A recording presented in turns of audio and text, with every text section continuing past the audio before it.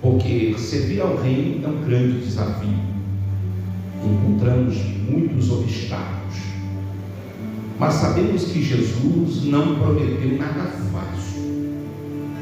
Hoje nós vivemos um período do evangelho elitizado, com mensagens de autoajuda, e apresenta um evangelho de status, um evangelho promocional, um evangelho que nos dá uma mensagem que tudo vai se resolver, tudo vai dar certo, Deus vai prosperar você. E muitas pessoas se decepcionam na caminhada, porque vê de fato que o evangelho é uma chamada para carregar a cruz, e para tanto então nós devemos morrer para viver, morrendo com Cristo e ressuscitando com Ele para uma nova vida. E vivendo num mundo caído, temos um opositor da nossa alma que vai tentar de todas as formas colocar em percalços o nosso caminho, a fim de que a gente desanime e desista da caminhada. O nosso alvo é o céu. Todo crente tem que ter isso em mente. O apóstolo São Paulo viveu de uma vida cristocêntrica, acreditando que Jesus voltaria naquele momento. Os discípulos também viviam uma vida tão intensa ao ponto de se entregar à própria morte, ser gastado pelo rei. Hoje nós vivemos uma realidade que as pessoas querem uma vida fácil, não querem uma vida tão comprometida com a fé e não quer pagar o preço de uma alma. Jesus pagou derramando o seu sangue para que a humanidade fosse salva. Mas cabe a nós, como igreja, darmos continuidade na sua obra, porque ele diz no seu evangelho que obras maiores nós faríamos, porque os sinais acompanhariam aqueles que creem. A Bíblia diz, e Jesus deu ordem aos discípulos, e disse: curai os enfermos, expulsai os demônios e pregai o reino de Deus. o propósito da igreja é dar continuidade naquilo que Jesus então estabeleceu. E para tanto, devemos ter essa caminhada, essa jornada, sabendo que tudo que nós fizermos nesta vida refletirá na eternidade. Então nós precisamos termos um posicionamento de fé. Nós precisamos de fato nos colocarmos na dispensação para que o Espírito Santo nos guie. E para tanto nós temos que observarmos nessa palavra de Paulo, que nos dá algo interessante, aprendendo com Deus na escola da vida. Medite nisto, aprendendo com Deus na escola da vida. A vida então ela nos ensina, a vida é uma escola. A faculdade de crente é o deserto, né? Lá nós fazemos a faculdade, ingressamos na universidade, a fim de aprendermos e sairmos dali formados para entrar na Canaã espiritual de Deus. Então vemos Paulo então fazendo uma narrativa, dizendo que também nos gloriamos nas tribulações, porque a tribulação ela produz em nós a paciência, e a paciência gera em nós a experiência, e a experiência ela gera a esperança. Então isso está demonstrando um ensinamento, uma base para toda a vida cristã, para entender que somos justificados por intermédio de Jesus Cristo na sua justiça reta, naquele que cumpriu os desígnios da lei e fazendo-se pecado para que nós pudéssemos ser absolvidos e termos acesso ao trono de Deus, à presença de Deus. E somos justificados porque Jesus cumpriu com excelência a obra, porque ninguém poderia chegar à presença de Deus por causa da santidade e da justiça, mas Jesus se cumpre nela e nos faz que nós sejamos justificados pelo seu sacrifício, que agora temos acesso a ele. Mas para tanto, nós temos que entender que ter Deus, ter Cristo em nossa vida e vivermos como seus imitadores, nós não estamos isentos dos problemas desta vida, muito pelo contrário. Vivermos em Cristo Jesus é padecer perseguições. Viver em Cristo Jesus é adquirir inimigos gratuitos sem fazer esforço. Sermos amigos de Cristo, termos Cristo como nosso Senhor, requer de nós renúncias, requer de nós entendermos que temos grandes desafios, obstáculos nesta vida. Para tanto, então, Paulo começa a trazer no capítulo 5 algo que fortalece a fé dos cristãos em Roma, e dizendo: olha, as tribulações elas produzem, elas geram no crente a paciência. A paciência é uma palavra que ninguém gosta de ouvir, parece que essa palavra está quase arrancada do dicionário. Ninguém gosta de ouvir essa palavra paciência, mas faz necessário, porque a Bíblia diz em Romanos capítulo 8, versículo 28, diz: todas as coisas contribuem para o bem daqueles que amam a Deus, segundo aqueles que foram chamados pelo seu decreto. Então a Bíblia diz que todas, não é algumas coisas, todas as coisas contribuem para o bem. Dentre todas as coisas, então a gente entende que as tribulações, as dificuldades, as aflições virão, mas ela vai ter um bom proveito para o mundo, para as pessoas que não são crentes. Isso pode servir de destruição, mas para crente, tribulação é sinônimo de crescimento, porque crente ele é igual ao omelete. Quanto mais ele apanha, mais ele cresce, enche, então fica grande. A vida cristã também é assim, porque as tribulações ela tem um propósito em nossa vida.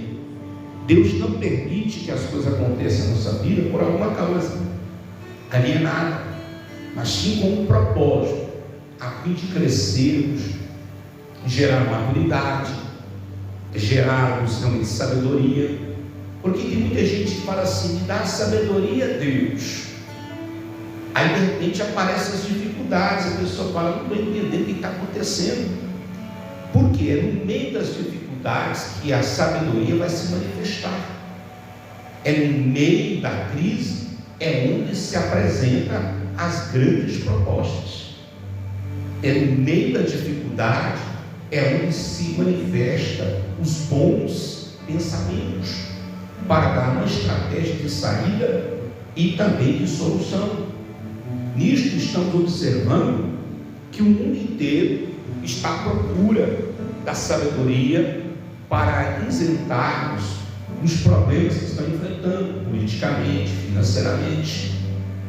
Para isso, então, nós temos que estar buscando essa sabedoria, a sabedoria que vem do alto. A Bíblia diz, através de Tiago: se tem alguém que tem falta de sabedoria, peça a Deus que dá liberalmente. Os homens ficaram encantados quando olharam Pedro e João, dizendo: esses homens são iletrados, esses homens não têm estudo, não são PhDs, mas eles falam com uma causa de conhecimento, com um domínio extraordinário. Os homens ficaram impressionados com a sabedoria de Pedro, porque isso não vem de nós, isso vem de Deus. E é nesses momentos que a sabedoria se manifesta para resolver os percalços, para resolver a problemática da vida, para olhar e ver o que ninguém vê. Porque o ignorante, ele não aceita conselho. O ignorante, ele acaba criando conflitos e situações por si próprio, por muito falar. Mas o sábio, ele pensa e depois fala. Então, na verdade, o todo ele fala primeiro e pensa depois. Nós sabemos que existem 3 coisas que estão lançadas, ela não volta: uma bala, uma oportunidade e uma bala. Depois que ela é lançada, você tentar corrigir isto, não tem jeito mais. Então, de fato, muitas coisas, muitas tribulações da vida não são decorrentes de forma soberana e divina, são questões de pessoas que procuram os problemas com as próprias mãos. E a gente vê isso dentro da igreja, na vida pessoal, de algumas pessoas vivendo uma dificuldade muito grande. Pessoas que às vezes agem de situações e acreditam que Deus não está preocupado muitas vezes com a questão financeira dela. Se engana, porque o próprio Deus, escrevendo em Isaías 55, versículo 3, diz: por que gastais o vosso dinheiro naquilo que não é pão? Está falando de um gasto desnecessário. O próprio Jesus, quando multiplica os 5 pães e 2 peixinhos para 5.000 homens, para mulheres e crianças, a Bíblia diz que sobejou 12 cestos. E Jesus disse: pega, porque lá na frente a gente vai precisar. Então nós entendemos que nosso Deus não é Deus de desperdício.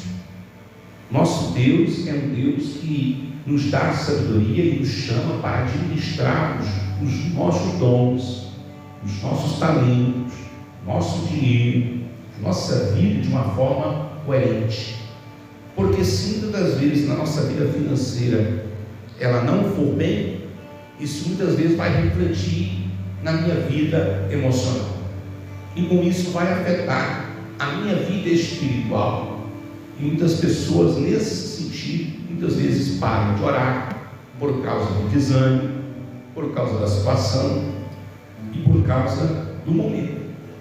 Mas quando nós procuramos sabedoria a Deus para poder entender que nós devemos agir de acordo com as palavras, com as escrituras, não quer dizer que nós estamos isentos das tribulações, porque as tribulações que elas vierem é algo que é provido de Deus. Mas Deus provém provação para a gente? Sim. A Bíblia diz que Jesus no Jordão, após ser batizado com o Espírito Santo, o Espírito Santo o conduziu pelo deserto para ser tentado pelo diabo. O próprio Deus levou Jesus para lutar cara a cara com o diabo. Não foi ninguém mais, foi o próprio Deus. Quando a gente olha para a vida de Jó, a tribulação que Jó passou, a luta que Jó passou, ela veio do próprio Deus. Mas espera aí, não foi o diabo que articulou aquela situação? Sim, mas quem foi o articulador de tudo? O próprio Deus. Porque o próprio Deus tinha um propósito de tudo aquilo, e nós vamos ver depois. Então nós sabemos que todas as coisas que vêm para a nossa vida é a fim de nos preparar. Para quê? Para que seja gerado em nós uma fé inabalável. Olha que coisa interessante, vamos ver lá no Salmo 125. Coloque aí para nós aí no Salmo 125, um salmo bem conhecido. Então nós observamos que as tribulações na nossa vida, ela vem para forjar o nosso caráter, para gerar uma fé inabalável. Enfrentamos isso, e as maiores guerras e batalhas que enfrentamos não é na escola, não é no trabalho, não é no trânsito, não é na rua, não é com os vizinhos. As maiores batalhas são travadas dentro de casa, porque lá de fato somos quem realmente somos e enfrentamos os nossos entes queridos como eles são, com os seus tédios, com as suas meninices, com a sua problemática. Então isso vai nos desafiar a gerar uma fé que vai ser inabalável. Olha lá o Salmo 125, ao dizer: os que confiam no Senhor são como o monte Sião, que não pode ser abalado, mas permanece para sempre. Continuando: como os montes em volta de Jerusalém, assim está o Senhor em volta do seu povo, desde agora e para sempre. O cetro da impiedade não prevalecerá sobre a terra dos justos, para que estes não estendam as mãos para cometer injustiça. Ó Senhor, faz o bem aos bons e aos de coração íntegro. Mas os que desviam para os caminhos tortuosos, o Senhor os castigará, juntamente com os malfeitores. A paz esteja sobre Israel. Então Deus está falando aqui que quer gerar em nós uma fé inabalável, que não se abala por qualquer coisa. Hoje a gente vê que os crentes de hoje são diferentes dos crentes de antigamente. Os crentes de antigamente faziam sol, faziam chuva, tempestade, frio ou calor, estava firme. Hoje a gente observa que os crentes, qualquer coisinha que acontece, ele se entristece, ele se afasta, ele não vai mais congregar, ele já não quer mais exercer a sua fé, e aí ele fica botando a culpa em Deus, a síndrome de Adão. Deus chega para Adão e diz: quem foi, Adão, que você fez? Não, a culpa não foi minha, eu estava muito bem, estava tranquilo, dando nome aos bichos, estava cuidando do jardim do Éden, estava numa boa, tranquilão, tomando sol, comendo os frutos. Mas aí o Senhor inventou de arrumar uma mulher para mim. O que aconteceu? Agora estou eu pagando esse preço. Em outras palavras, ele estava dizendo que a culpa era de Deus. Mas quando ele dormiu e acordou, quando ele olha para a mulher, tem um sorriso colgate, 350 de canto a canto. Esta é osso, meus ossos, carne da minha carne. Oh, glória! Mas bastou ter o primeiro problema, é de. Ou seja, tem muita gente, quando as coisas estão boas, não lembra de agradecer, está igual os 9 leprosos, vão lá para Moisés, para a lei, mais vou voltar, vou agradecer, que eu era leproso. Mas agradecer, nem todos agradecem, mas reclamar. Lembra de de Noemi?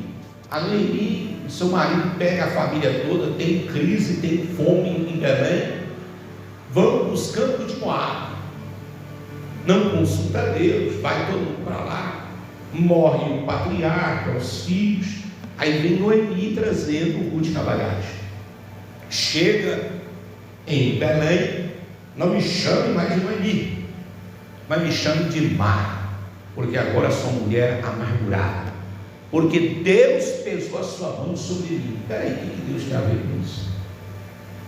Primeiro, eles foram sem consultar a Deus. E a Bíblia diz que pela lei Israel não deve se entrar em comunhão com povos cananeus. Eles saíram da terra do pão para poder se ajuntar a uma terra em que havia uma certa prosperidade. Ou seja, os desafios da vida, as tribulações, elas vêm, mas temos que manter os filhos e não deixar que a nossa fé seja abalada, porque sabemos que a palavra do Senhor é fiel. Nunca vi um justo mendigar, nem a sua descendência. Deus cuida dos teus, então devemos estar nos filhos e não deixar que nada nos abale. Por quê? Porque as lutas do crente, as tribulações, ela faz nos chegarmos e nos aproximarmos mais de Deus. Porque as dificuldades, as lutas, as tribulações, faz nós olharmos para dentro de nós e entendermos que somos limitados. Nós podemos irmos somente até ali. Não temos condições de ultrapassar esse limite emocional, psíquico, físico, financeiro, ou seja, qualquer âmbito da vida. É nesse momento que nós vemos os nossos limites, é que faz reconhecer que precisamos então aproximar-nos de Deus, a fim de que Ele nos oriente, a fim de que Ele nos dirija e a fim de que Ele provê em nós. Ora, Abraão está andando debaixo de uma promessa. Olhando para o seu corpo e para o corpo de Sara, ele reconhece uma limitação. A lógica está dizendo não, mas porém Abraão creu e isso foi imputado como justiça, a qual ele recebeu a promessa de ser pai de uma grande nação. Então nós precisamos entender o que Jeremias está dizendo no seu capítulo 33, versículo 3: clama a mim e responder-te e anunciar-te coisas grandes e firmes que não sabes. Tem coisas em nossa vida que parece que fica oculto. Tem luta, tribulação que a gente não entende. Jesus chega para o discípulo e diz: o que eu faço agora vocês não entendem, mas lá na frente vocês vão entender. Tem coisa na minha vida que há 10, 15 anos atrás eu não entendia o que eu estava passando. Isso você vai entender quando alcança um grau de maturidade. É quando as coisas vão desencadeando na sua vida, e aí você começa a fazer uma leitura do gráfico, e aí você começa então a entender o propósito de Deus através do processo que você passou. Aí você vai olhar para trás e vai agradecer e vai dizer: valeu a pena, porque até aqui nos ajudou o Senhor, e vai continuar. Mas quando eu passo pela tribulação e percebo e entendo que todas as coisas contribuem para o bem e que Deus está no controle de tudo, se a minha vida está nas mãos dele, se eu estou vivendo no centro da tua vontade, que é perfeito e agradável, então ela vai gerar em mim, após eu compreender que esse processo, ela gera uma fé inabalável, me aproxima de Deus, então ela vai fazer gerar em mim a experiência. Como assim, pastor? Quando a gente passa a luta, passa os momentos, passa o conflito, passa os desgastes, passa o processo, então ela vai gerar em nós, depois disso, uma experiência, e essa experiência vai gerar uma maturidade. A gente já não vai ver as coisas da maneira como a gente vimos alguns anos atrás. O hoje não vai ser como ontem, e o amanhã não será como hoje, porque Deus vai dar uma visão dimensional, uma visão transcendente, uma visão que vai além do que os homens veem e compreendem, porque nós fazemos isso com base na fé. A paciência é fundamental para guardar em nós as promessas, como foi na vida de Davi e na vida de José. Davi teve que ter uma paciência. Aos 17 anos, Deus derramou óleo sobre a cabeça, é rei de Israel. Já imaginou como se fosse no dia de hoje? Geralmente o filho invisível está lá na casa, aí vem o profeta, o sacerdote para ungir, vai ser o novo rei. Aí já vem o celular, fazendo selfie, vamos documentar aquele momento ali, dizendo, olha, é o novo rei. Só que, para assumir a cadeira do rei, existe um processo burocrático. Não é simplesmente dizer, a mão transcendente pôs. Que eu perguntava, mas espera aí, esse Davi faz parte de qual ministério? Quem é o pastor dele? Qual igreja que ele congrega? Como que ele vai assumir a posição de liderança de uma nação? Isso foi o que passou na cabeça de Saul. Após vencer ali aquele momento contra o gigante, os cânticos das mulheres, Saul matou a 1000, mas Davi matou a 10.000. Isso foi uma provocação para o rei, porque era profético, mas o povo não vigiou e botou Davi em maus lençóis. Isso é o problema da mídia. Como é que é, pastor? É a mídia no Antigo Testamento. A mídia propaga a pessoa, porque naquele momento Davi tinha que ficar lá dele. Mas aí a mídia vem, WhatsApp, Facebook, Instagram, começa a documentar. O rei matou a 1000 e Davi, muito superior. Um menino de 17 anos matou 10.000 homens. O Ibope, a propaganda, a mídia de alguns seguidores para 1 milhão de seguidores de um dia para o outro. Olha só que loucura. Só que quando você se destaca, cria problemas. Os problemas são burocráticos, não tem um processo. O menino tem 17 anos para assumir, não está pronto. Então Deus começa a trabalhar com o menino. O rei agora quer matar, ele tem que fugir. Davi agora tem que andar com todo tipo de pessoas cheias de problemas, homens perigosos. Davi começa a apacentar um grupo de 300 homens de uma má índole, de pessoas que ninguém queria eles por perto. Davi então começa a ter a fugir, vai para a caverna de Adulão, vai passando um processo, até que Saul, no campo de batalha, cai pelas mãos dos seus oponentes. Ele próprio tira a própria vida. Então, Davi, 7 anos em Hebrom, as pessoas olham dizendo, peraí, não pode ficar mais sem líder. Davi tem 7 anos de administração de lá em Hebrom, top de linha, na presença desse cara aqui. Está entendendo? Ora, Davi não assumiu Israel de imediato após a morte de Saul, ele ficou 7 anos em Hebrom. Mas como Davi administrava, estava muito bem sucedido a sua administração, alguém pensou, vamos colocar Davi como rei de Israel. Então Davi agora é assumido. Depois de 13 anos, aos 30 anos de idade, Davi agora é coroado como rei. Teve que ter paciência. Se fosse muita gente, tinha parado. Não, esse negócio é para mim, não, Deus me livre. Não dá certo. O que dizer então de José? Que paciência ele teve que ter. Aos 17 anos também, um garoto, e ali teve ali de destaque, o papai coloca uma túnica colorida nele, e ele fica lá o cara da família. Em outro aspecto estava dizendo, ele vai ser o futuro sucessor da família. Os irmãos olham dizendo, está errado esse trem, não, está errado, não dá certo.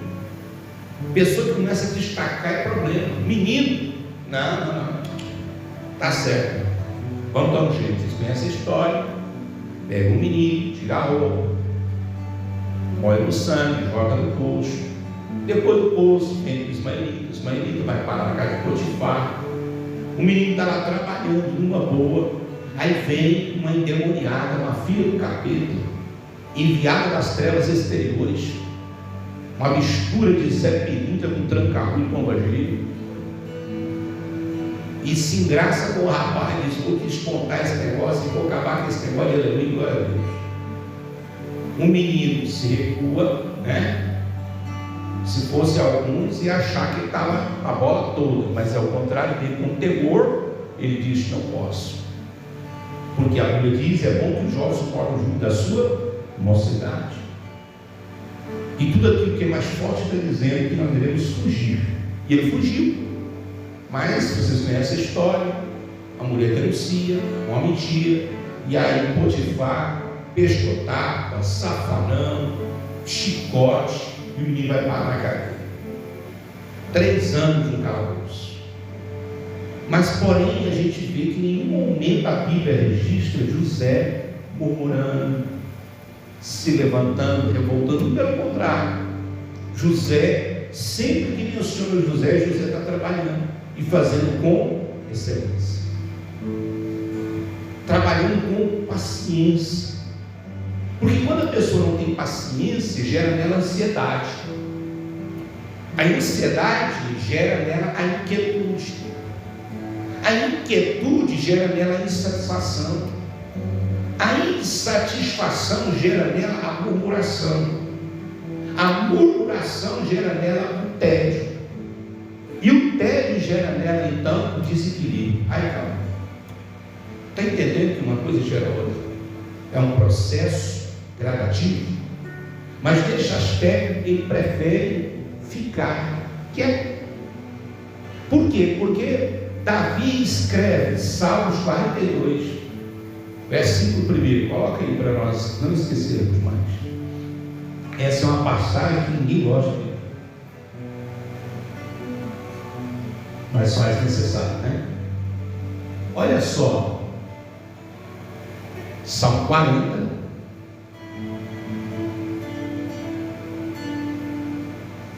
olha só: esperei com paciência. Esperei com paciência. Pelo porquê?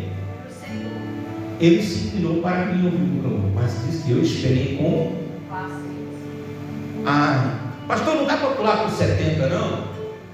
Apressa-te, Senhor, a socorrer. Não, porque aí ele vai dizer o Salmo 46, versículo 10: aquietai-vos e sabei que eu sou Deus, serei exaltado entre as nações, serei exaltado sobre toda a terra.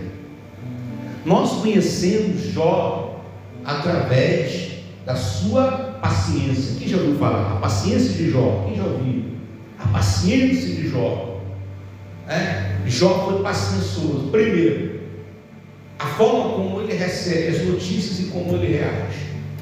Irmão, se fosse alguns hoje, botava a corda no pescoço, né? Por ver perder todo o seu patrimônio, perder toda a sua luta para alcançar a sua independência financeira e ver ela ir embora assim por nada. Não só bastante a isso, perde 10 filhos numa tombada só. A coisa parece que não estava ruim, tem que ficar pior, né? Então por isso que eu digo, irmãos, toma cuidado. E tem gente que abre a boca e fala merda. É pior do que isso, não pode ficar. Mas tem um ditado que diz: tem coisas que pode ficar pior do que já está. Foi o que aconteceu com o Jó. Não bastante perder, né, a grana, o dinheiro, o patrimônio, perder os filhos, agora perde a saúde. E agora o que resta é uma mulher aflita, amargurada e tribulosa. Amaldiçoa esse Deus e morre. Aí fala como louca, né? Ora, se eu recebi o bem, eu recebi o mal. Olha a paciência dele que teve com a mulher. Ele teve paciência com a esposa, sim ou não? Se fosse o outro, o cara perde a grana, porque o homem, quando já perde o dinheiro, ele já fica estressado de natureza, né? Ele já morde a língua, já fica. Aí, além de perder a grana, perdeu o patrimônio, perde 10 filhos.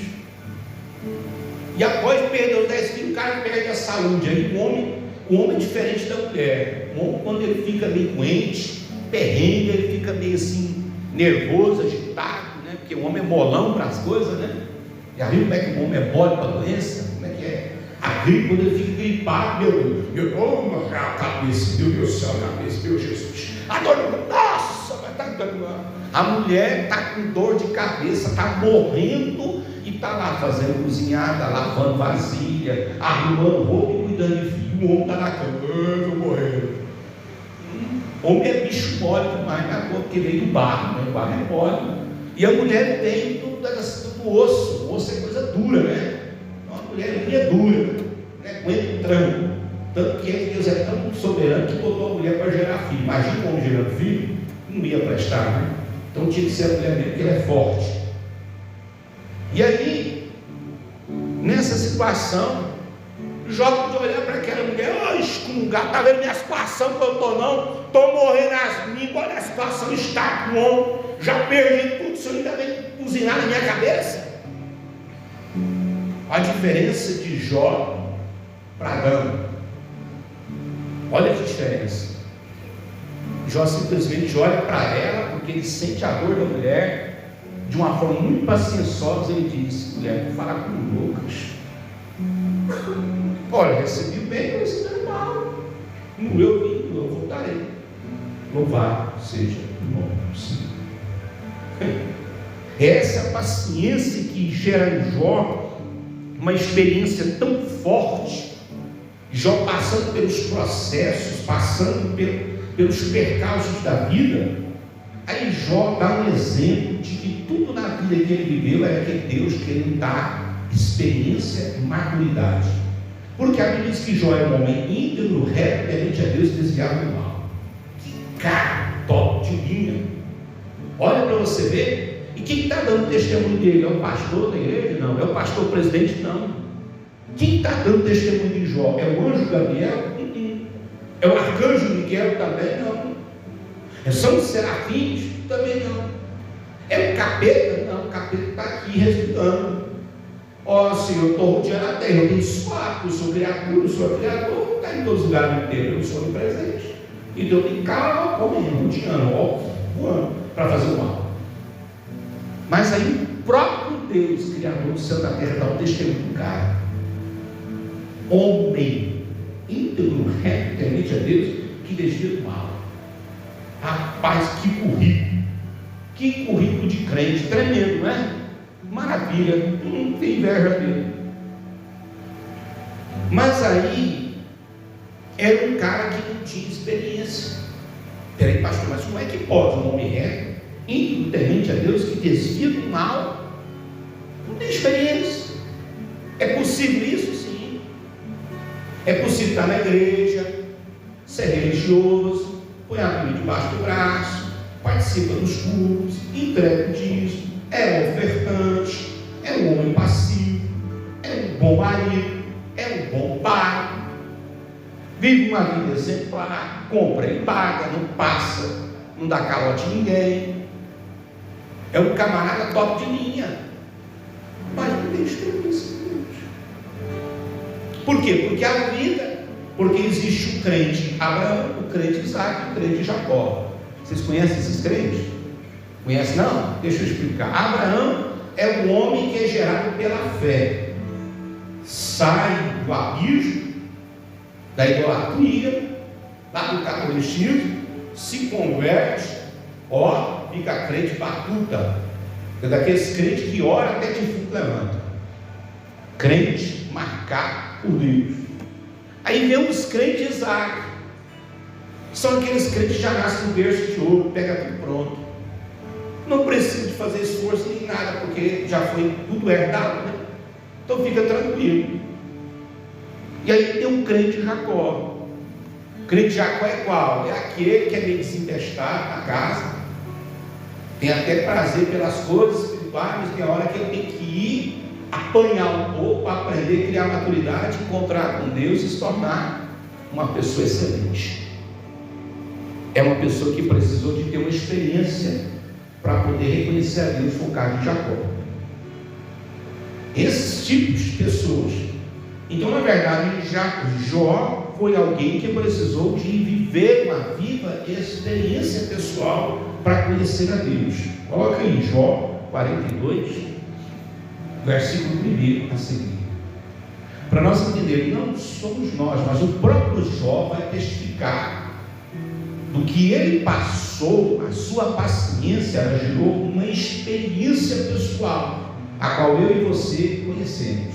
Jó 42, a partir do versículo 1. Aí, ó. Então Jó respondeu ao Senhor: bem sei que tu não podes, nenhum dos teus planos pode ser impedido. Está falando da soberania e da grandeza de Deus, dos propósitos. Quem é este que sem conhecimento escurece o conselho? De fato, falei do que não entendia, coisas que eram maravilhosas demais, eu não compreendi. Segurei. Jó está falando dele. Quem é que sem conhecimento escurece o conselho? De fato, falei do que não entendia, porque Jó pregava aquilo que ele conhecia retoricamente, conhecimento teológico. Eu posso ir para um seminário, aprender teologia, ter uma bagagem, ter um conhecimento teológico, mas não posso ter uma experiência com Deus. Eu tenho apenas a base do conhecimento. Mas eu falei que não entendia, coisas que eram maravilhosas demais e eu não compreendia. Continua, versículo 4. Ouve-me e eu falarei, e eu te perguntarei, e tu me responderás. Versículo 5. Com os ouvidos eu te ouvi falar a teu respeito, mas agora os meus olhos te veem. Agora eu tenho experiência com Deus. Agora eu fui marcado pelo Senhor. Agora de fato eu não vivo simplesmente de ouvir falar, mas agora porque eu encontrei o próprio Deus, eu tive uma experiência pessoal. O maior desafio do crente, que as tribulações vêm gerando a paciência, e a paciência ela quer gerar em nós uma experiência pessoal com Deus, a fim de conhecer Deus como Ele é. Quer um exemplo? A Bíblia diz que Abraão foi provocado por Deus e desafiado a oferecer o sacrifício do seu próprio filho. Quem lembra da história? A Bíblia diz então que Abraão pegou, colocou o menino, colocou lá no altar, colocou o teto, tomou os passos, porque pela sua idade ele tinha que tomar uma certa distância, porque ele tinha que emular o cordeiro apenas um golpe. Então ele toma a distância, toma o pulso e segue. E quando ele está seguindo, então a Bíblia diz que o anjo brava: Abraão! Ele não para. Abraão! Abraão não para. Pela terceira vez agora, não é o anjo que fala, mas o próprio Deus. Abraão! Abraão para. Bem sei que tu me amas. Mas por que Abraão não parou? Porque Abraão não conhecia a voz de anjo. Abraão tinha intimidade com Deus. Ele só para quando Deus brava. Isto quer dizer que nós precisamos, assim como o menino Samuel, identificar com a voz de Deus, ter experiência com Ele, para que de fato nós possamos estarmos vivenciando uma vida cristocêntrica. Isaías viveu 3 anos profetizando contra Israel, mas somente no capítulo 1, capítulo 2, no capítulo 3, estamos vendo Isaías profetizando, indignado e revoltado, mas somente no capítulo 6 é que Isaías vai ter um encontro com Deus. Vai ver Deus tirar uma brasa com a tenaz e purificar, e depois dizer: a quem enviarei? Ele diz: agora pode me enviar, porque agora eu tenho experiência pessoal contigo. Então essa experiência gerada em nós, ela vai fazer que nós não venhamos recuar em momento algum da nossa vida. Essa experiência gerada em nós vai gerar uma viva esperança, uma esperança que nós temos pelas promessas das Escrituras de um Deus. Coloca em Hebreus capítulo 11, versículo 17 e 18. Abraão teve uma experiência ao ponto de gerar uma esperança inabalável. Hebreus capítulo 11, versículo 17. Olha o que diz: pela fé, Abraão, quando aprovar, ofereceu Isaque para ser o quê? Para ser o quê? Sacrificado. Sim, aquele que havia recebido as promessas estava pronto a oferecer o seu único filho. Versículo 18. Sobre o qual se havia falado: em Isaque será contada a tua. Versículo 19. Ele considerou que Deus era poderoso até para ressuscitar dos mortos, e assim também simbolicamente o recuperou. Versículo 20. Somente esse mesmo. Versículo 19. Ele considerou que Deus era poderoso para ressuscitar dos mortos, assim também simbolicamente o recuperou. A gente está dizendo que quem tinha ressuscitado naquele momento na Bíblia, tem alguma história que uma pessoa morreu, virou cinzas e Deus ressuscitou ele? Tem isso na Bíblia? Na Bíblia até aqueles dias tinha alguma história de que Deus tinha ressuscitado algum defunto? Tinha? Sim ou não? Não. Mas e como é que esse cara então ele acredita que Deus é poderoso para ressuscitar o Isaque das cinzas? Que loucura é essa, irmão? Está entendendo? Porque nós entendemos que a fé gerada em nós, quando passamos por as tribulações, gerando a paciência gerando uma experiência. Quando temos uma experiência com Deus e sabemos quem é Deus, porque Deus chega no capítulo 19, e chega para Abraão e diz: Abraão, eu sou El Shaddai. A palavra El Shaddai é o Deus Todo-Poderoso. Deus se revela a Abraão pela manifestação do seu poder. Deus Todo-Poderoso é aquele que faz as causas impossíveis. Aquilo que olho não viu, nem mente compreendeu, é o que Deus tem preparado para nós. Abraão vivia além da sua época pela fé. Então ele acreditava que Deus era tão poderoso. Quando ele foi apresentar esse sacrifício, ele disse: Deus me prometeu que eu seria pai de uma grande nação. Deus me prometeu que da minha semente, Isaque, voltar, ia constituir uma grande nação. Mas o mesmo Deus que pediu, eu vou oferecer, porque o Deus que é poderoso para fazer, através do pacto que ele fez comigo, ressuscitar o meu filho. E a Bíblia diz que Deus manifestou o seu poder através da vida de Abraão, ao ponto de crer, está falando que isto foi contado como justiça, de acreditar que Deus era poderoso para trazê-lo novamente à vida.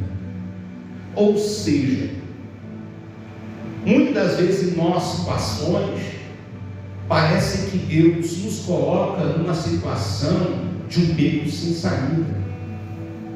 Mas como eu passei por um processo de tribulações, de problemas, de dificuldades, que gerou em mim uma paciência, e essa paciência, quando eu não entendia, não compreendia, mas eu tive paciência para esperar, entender, ser forjado, de passar pelo processo e adquirir uma experiência que gerou uma maturidade e uma fé inabalável, me leva a crer numa esperança, que mesmo que tudo diga não,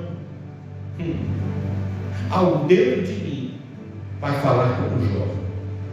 Quando tudo parecia perdido, como um caso irreversível, que não tinha como mais nada fazer, Jó olha para a árvore e ele começa a dizer: ainda há esperança para o mar cortar, e ao tronco cair sobre a terra, ao cheio das águas renovada. Porque Jeremias, escrevendo no capítulo 31, versículo 17, ele diz: ainda há esperança do derradeiro fim. Ainda que tudo pareça acabar, perdido, não tem mais jeito, é onde Deus diz: calma, agora é comigo. Aleluia. É quando você olha e dentro da sua casa e vê uma pessoa difícil, complicada, ignorante, duro, você diz: Deus diz, é comigo. A situação financeira parece que está uma bola de neve, parece que está vivendo uma situação, não tem como, parece que fugiu disso, você está como segurar água nas mãos, está vazando. Ele disse: calma, é comigo. É quando nós chegamos no nosso limite e dizemos: não tem mais jeito, acabou. Para nós parece que é o derradeiro fim, mas a minha vida e esperança é: ainda que para mim não tenha jeito, que esteja tudo acabado, para Deus não tem. As promessas não morrem. As promessas que Deus falou, Ele é fiel para fazer cumprir. Então isso faz que eu olhe para Cristo e entenda que no Evangelho de João, capítulo 16, versículo 33, Jesus olhando para os discípulos no final da sua caminhada terrena, Ele diz: no mundo vocês terão aflições, mas tem de bom ânimo, eu venci o mundo.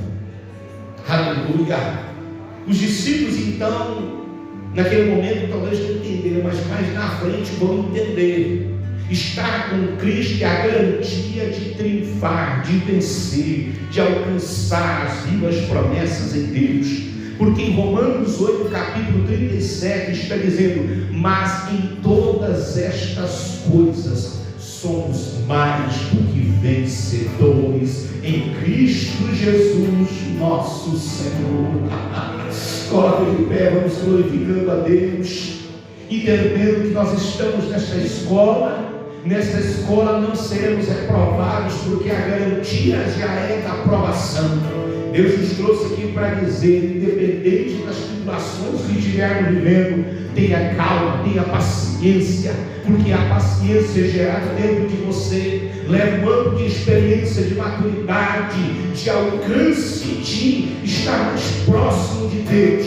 E quando nos aproximamos de Deus, vivendo na vida cristocêntrica, entendendo que o Espírito move em nós, ao ponto de nós derramarmos, mergulharmos nas Escrituras e crer nas suas promessas que Deus enviou para fazer cumprir, eu vou olhar para a situação e pelo menos dizer: ainda que está dizendo ao fim, há uma esperança. Aleluia, vai florescer, ainda que esteja com os homens olhando e dizendo: olha, nosso mestre morreu, foi sepultado, ali no caminho de estrada de Cafarnaum, estão as pessoas caminhando, andando, conversando, mas de repente tu chega no meio, diz: o que está acontecendo? Olha, Jesus de Nazaré, que nós acreditamos que havia esperança de nos livrarmos das mãos do nosso inimigo, de trazer um conserto eterno. Ele foi crucificado e morreu, e hoje já é o terceiro dia, ainda que alguns dizem que ele ressuscitou para vivos.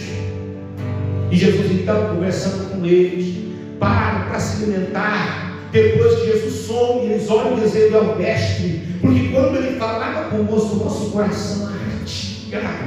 Nós temos uma vida de esperança, de crer que Deus está conosco. Então vale a pena ser crente, vale a pena ser fiel, vale a pena viver as Escrituras e estar sob a sua dispensação, porque assim como ele disse que irei para o Pai, mas voltarei, para onde eu estiver, vós estejais comigo também, porque eu vou vos preparar lugar. Esta promessa que temos, uma viva esperança como igreja, que Jesus vai voltar para nos buscar. É só um pouquinho de tempo, o que há de vir virá e não tardará. Eu quero que você levante as suas mãos para os céus agora, feche os seus olhos, abra a sua boca, ore, adore, exalte a Ele, porque Ele está neste lugar. Aleluia, uma promessa viva para mim e para você. E aqui estamos no processo, uma preparação. Aguente as lutas, aguente as tribulações, aguente as provas, porque ela vai gerar paciência. A paciência gerada em você vai gerar uma experiência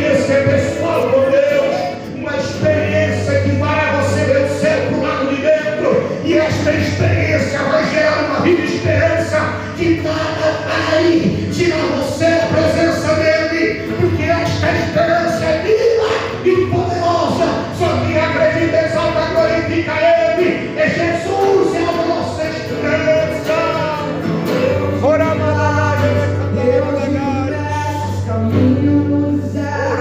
Luz da escuridão, meu Deus, esse é quem tu és.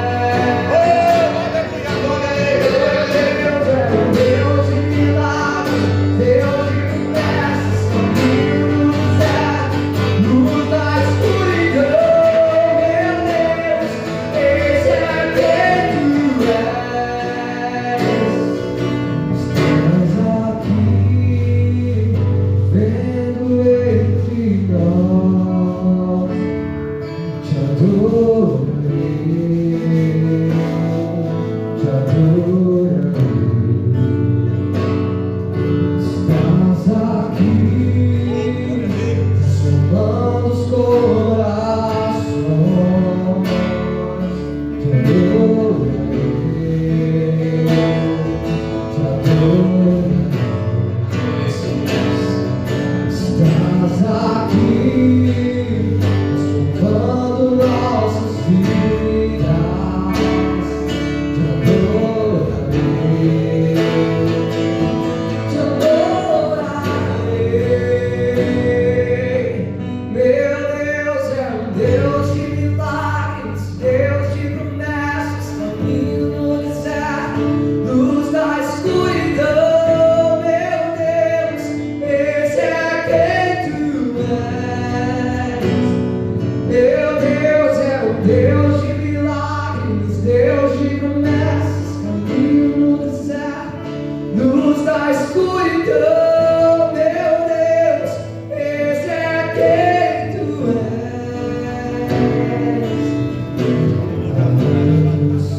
Deus está trabalhando, ainda que eu não vejo, Deus está trabalhando. Deus não para, Deus não para, Deus não para, Deus não para.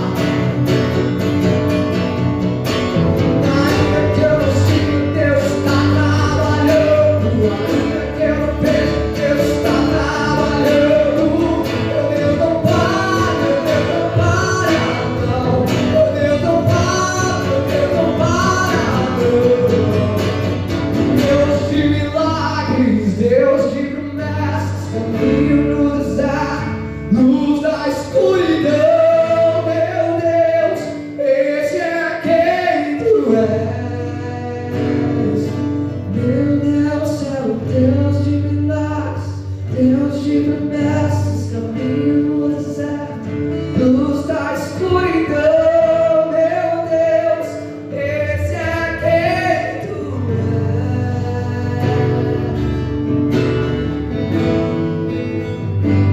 Aleluia, Jesus. Quantos podem glorificar o nome daquele que vive e reina para sempre? Deus é fiel, Deus é fiel.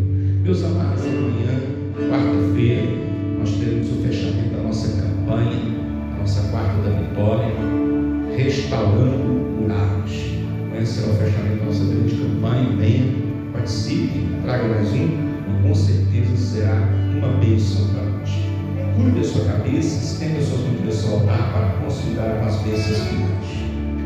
E a graça de nosso Senhor e Salvador Jesus Cristo, o grande e imensurável amor de Deus Pai, e a união e as consolações do Espírito Santo, seja realmente com todo o teu povo, não só hoje, mas para todo sempre. E todo o povo de Deus diz: está terminado em Jesus. Deus abençoe. Até amanhã, se assim Deus nos permitir.